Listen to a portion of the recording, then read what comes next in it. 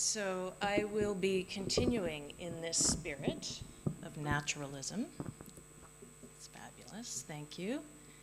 Thank you. Let's see here. Okay. And that's okay. And we will see whether Tim's talk, I thought we'll see if what I say is completely consistent with what you're saying. I think we will agree at the end, intentionality isn't a thing, and yet I'm going to be talking about it, so we'll see what happens. Representational intentionality is often taken to be synonymous with sentience, that sentient beings experience their world is taken to be continuous with the idea that they represent their world. I think the situation is more complex.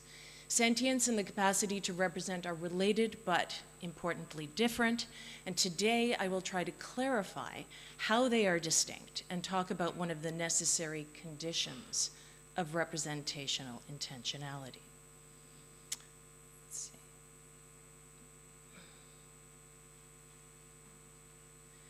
On this analysis, the two subproblems of intentionality are the problem of directed intentionality, which we could also call the problem of sentience, which is how I'll be referring to it, how the world becomes a landscape of significance for us, how it is that we have personal experience at all, personal level experience at all, and the problem of representational intentionality, which is the question of how agents learn to treat objects as representations of other objects. How intentional agents respond to semantic properties in addition to physical ones. For example, Fred hears the words, "The cat needs food," and moves to fill the bowl, while the cat remains unmoved. This is a puzzle. The standard practice, of course, is to confuse these two questions by taking internal states, whether subpersonal or personal, to themselves be the representations that intentional agents use. By doing so, they put representational intentionality and sentience on a representation continuum, thereby confusing representation use with meaning for. On the analysis I'm presenting here, representation use is to conform to a certain kind of social behavior, learned, while meaning for is a consequence of our sentience. Some of the best work being done today in this latter area is in the field of embodied phenomenology by people such as Sean Gallagher, who we heard earlier this week, and here are two very important recent books on that topic.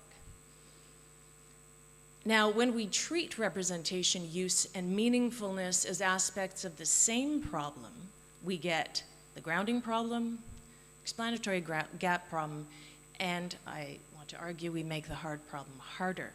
But by keeping them separate, we gain clarity and uncover some interesting dependencies. Directed intentionality, sentience, is an aspect, directed intentionality rather, because it's not exactly the same, is an aspect of basic sentience. I won't go into those details. Directed intentionality is a necessary condition of representational intentionality, though not of representation use, which I will clarify this point later. This means that while a full account of directed intentionality requires a solution to the hard problem, headway can be made on the question of representational intentionality by taking sentience as our starting point. So taking sentience as a starting point, the problem of RI becomes the question of how an agent whose world is already filled with objects, meaning, for example, objects and situations, learns to treat some of those, here the cat, the word cat, rather, as representations of other objects, cats. In information theoretic terms, we could state this as the question of how sentient agents become information encoders. The semantic properties that develop out of this new way of interacting with the world interconnect objects according to a triadic relation. When S hears the word cat, he responds to what the word represents, namely cats, rather than to the words directly. This does not entail that S has apprehended some bit of content, some cat concept, as it is generally taken to do. Again, the standard assumption is that our ability to use language to represent problems to ourselves is predicated on a more basic representational capacity, for example, perception. But that approach doesn't help us with the question of information encoding, how we learn to treat some objects as representations of others. On those views, what is signified by the word cat here is itself already an internal representation of the cat concept, something that is at most a constituent property of an agent and not something in relation to which an agent stands. But that's not the only way of cashing out the perception relation. As we saw in O'Regan's talk earlier this week, on a sensory motor view of perception, to perceive a cat is to exercise a certain kind of sensory skill, not to have some kind of internal representation. So to clarify what is a subtle point here, I'm not saying that the standard constructive inferential view of sensation is wrong, or that neural object correlations shouldn't be described in terms of representations. I do think the practice leads to confusions, but we can call them what we like. Whatever we do call them, the meat and potatoes of those accounts are not the same as the kind, or they're not of the same kind as are the constituents of our representational intentional activity. To keep these distinct ideas, I will call the microstructures that correlate to macrostructures D-representations, D for dyadic, which I will speak to in a minute. I'll clarify that. But back to the problem at hand, how do we come to develop semantic property sensitivities? Well, first we can note that sentience alone is not a sufficient condition of representational intentionality. While many animals exhibit sentience, and we can use Humphrey's analysis to determine which animals might fall into that category, very few have developed sophisticated representational systems such as language. Of course, the function of words is not always to represent. As Wittgenstein insightfully observed, there are many things we do with language, but sometimes we do use it to represent to ourselves situations.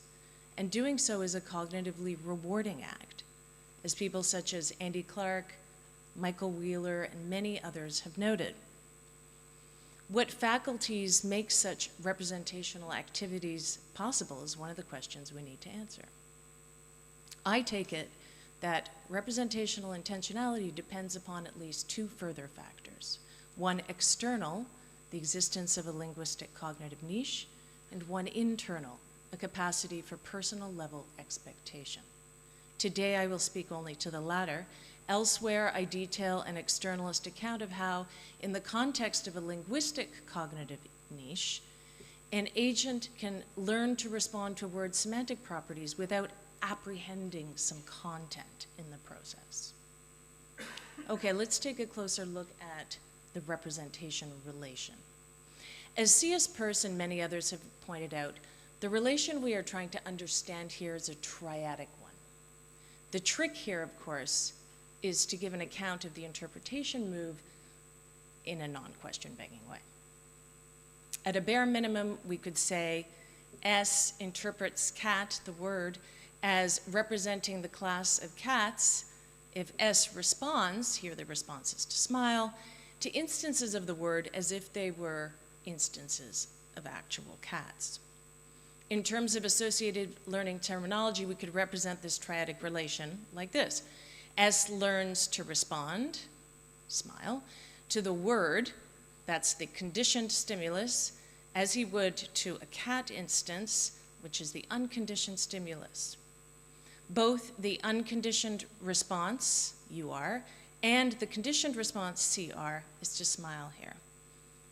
But this alone isn't enough to capture the triadic nature of representation, since it's possible, and frequently occurs, that once an association between the two objects is learned and becomes ingrained, the triadic learning relation collapses into a dyadic response relation between a stimulus and now the ingrained response. Indeed, much work in animal cognition is concerned with ascertaining whether learned responses implement symbol cause effect dyadic relations such as this one, or whether there is also some connection to the original stimulus, what is signified, that will indicate a more complex cognitive response. As this quote from a 20-year retrospective in the field of animal cognition indicates, there really hasn't been much success.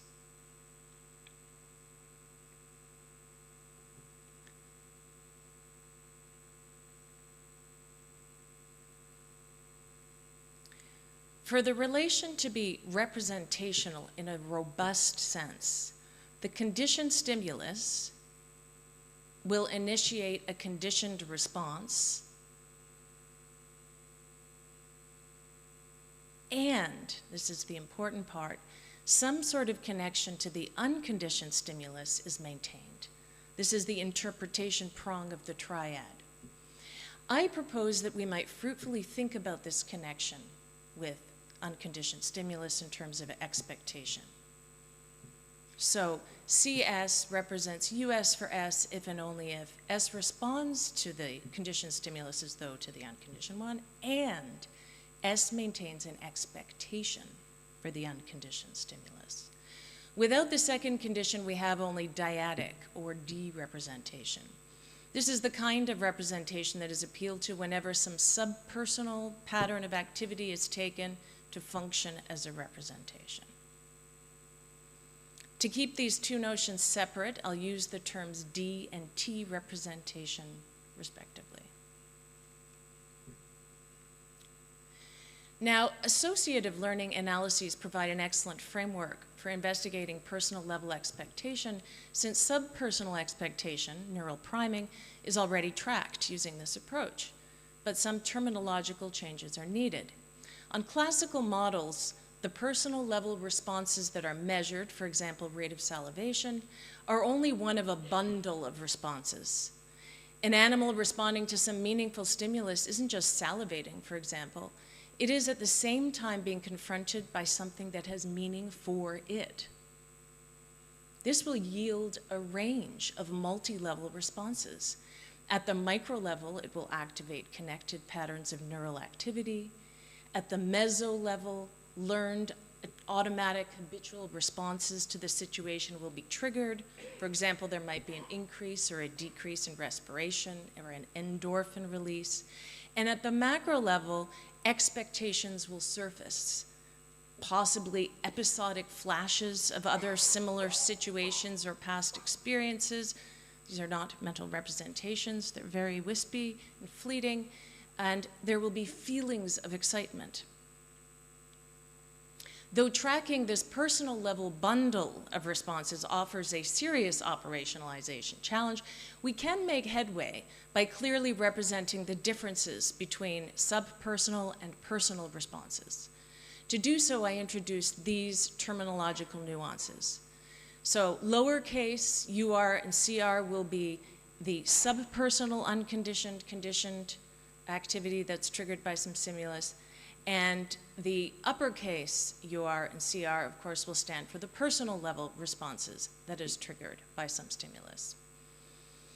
To learn a T representational relation between some unconditioned stimulus, which is the thing signified, and a conditioned stimulus, the sign or the representation vehicle, S must learn to respond to CS with a multi-level response that isn't just behaviorally identical to the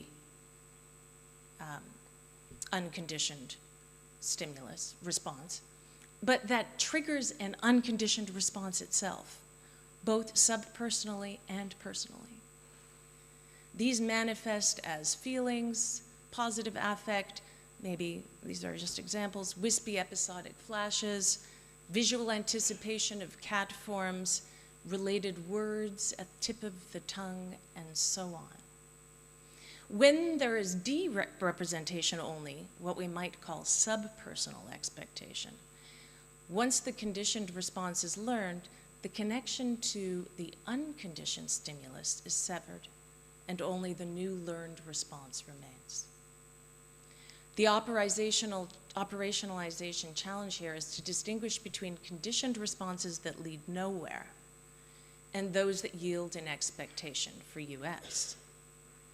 Fortunately, this is a burgeoning area of study. Research into the effects of placebos and nocebos in the traditional medical context, but also more broadly in the social one, in which negative stereotypes have nocebo effects as well as placebo ones, has surged. There's also research into how expectations affect perception, something we heard about in Anil Seth's talk. And interesting research into new ways of conceptualizing multi-level organizations, such as animals.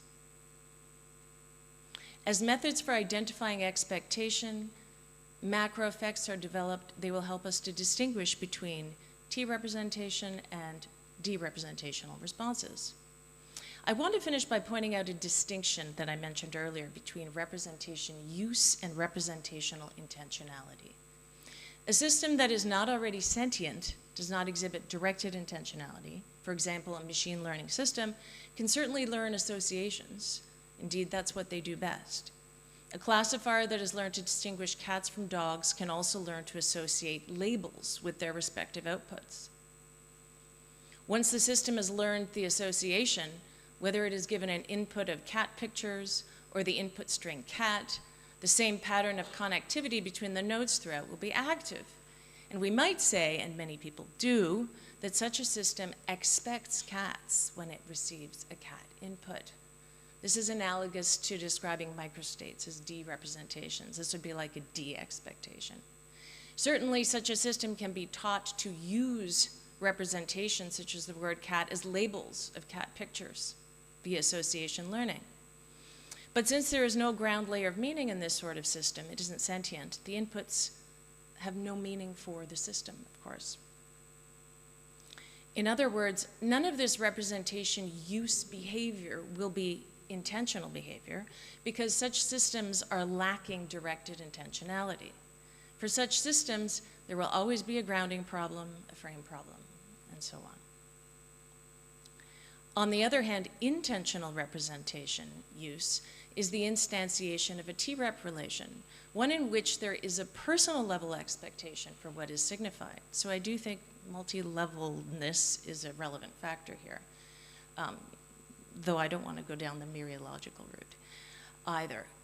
Non-intentional representation use of the sort a single level system, they're called multi-layered, but they're actually single level systems, such as deep learning systems, might learn is an implementation of de-representation, a dyadic relation on which there is no explicit connection to what is signified maintained. As Alva Noe insightfully notes here, when one leaves out the personal level, there is no way to get it back in. So to summarize, I divided the problem of intentionality into two subproblems: how the world becomes a landscape of significance, and how agents learn to treat objects as representations. Here I spoke only to the latter, the problem of representational intentionality. That problem is further divided into the problem of what sort of relation underpins representation use in intentional systems, and once in the context of a linguistic cognitive niche, how such a relation is implemented. I argued that intentional representation use is a triadic relation, and that the third prong of this relation seems to be a function of a personal level capacity for expectation, empirical study of which has recently exploded in contemporary embodied cognitive science research. As our understanding in this area develops, so too will our understanding of representational intentionality. Thank you.